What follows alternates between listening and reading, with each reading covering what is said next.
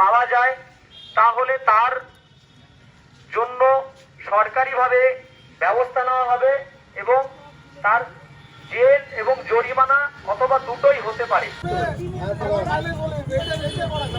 কিছু কিছু পাখি যেটা আমরাও জানি, যারা শিক্ষিত তারা জানে যে কিছু কিছু পাখি পোষা যায়, যেটা আইনত মানে না না যেটা আইনত মান্যতা আছে, আর কিছু কিছু আছে যেটা আইনত দণ্ডনীয় অপরাধ। যেমন এটা ভারতীয় পাখি, এটা পোষা যাবে না।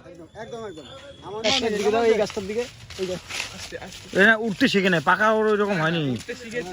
যদি কোনো ব্যক্তি পাওয়া যায় তাহলে তার জন্য সরকারিভাবে ব্যবস্থা নেওয়া হবে এবং তার জেল এবং জরিমানা অথবা দুটোই হতে পারে।